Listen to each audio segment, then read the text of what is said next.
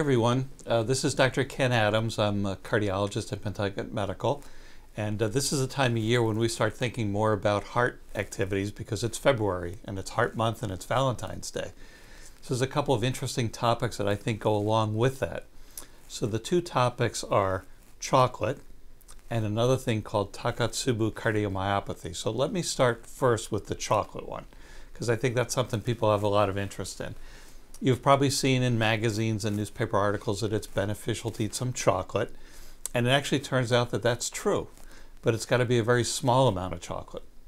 So for example, this would be the amount of chocolate that you could have. Not to be partial to any one brand, here's another size. So it turns out that when you eat chocolate, particularly dark chocolate, it has something in it called a flavonoid. And what that flavonoid does is it prevents this oxidation process that goes in our bodies.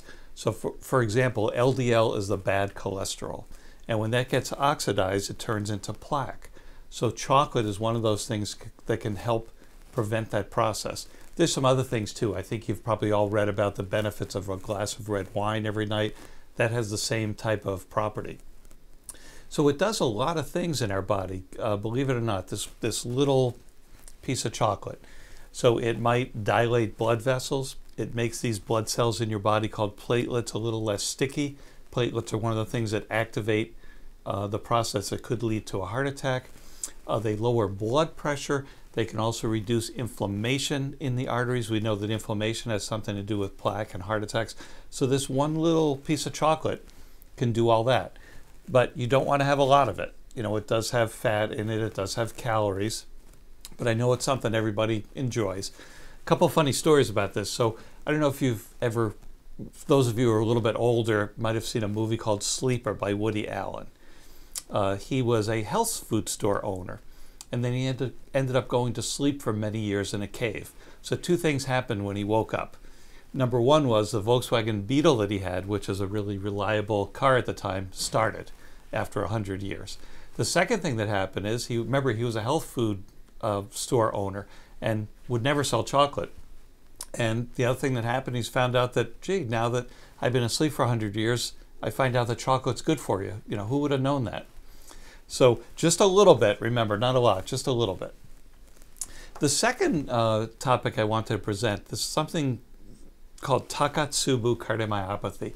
It's a funny sounding name, but what it helps with is explaining this thing called the broken heart syndrome. I'm sure many of you have had friends or relatives who have had a loved one die, and the next thing you know, that person who lost a loved one has something happen to them. Sometimes they die. This actually happened to my wife's grandparents. They had been together for 60 years, a very loving couple. Her grandfather died, and within days, her grandmother passed away. So there's actually a reason physiologically that this can happen. This Takotsubo syndrome is when the heart is stunned. So for example, suppose you walk into your home and you find some very emotionally upsetting event. Perhaps a loved one has passed away and you see them on the couch or in the bed. That triggers a reaction where the heart gets completely stunned and it stops working right. Imagine a large vase with a small neck and a big round circular bottom. That's actually the way the heart looks when it's stunned in this syndrome called Takotsubo. So the top part of the heart will contract, but the bottom part will not. It just sits there. And so instead of a nice, smooth, strong pumping action for the heart muscle is very weak. Fortunately, this is a temporary situation, and usually over a month or two, it resolves. And it's just from the heart being stunned. It's got this funny name called Takotsubo because that refers to an octopus pot. Fishermen who try to catch octopi will use this kind of pot because the creature can get in, you know, through that narrow neck but can't get out. So the syndrome is called Takotsubo cardiomyopathy, and it explains, at least for some people, what that broken heart syndrome is all about. So I find these two topics really interesting because most everyone loves chocolate and wants to eat some. I know my staff loves chocolate. So it's a little bit of a rationale for us to have a treat now and then with a little piece of chocolate.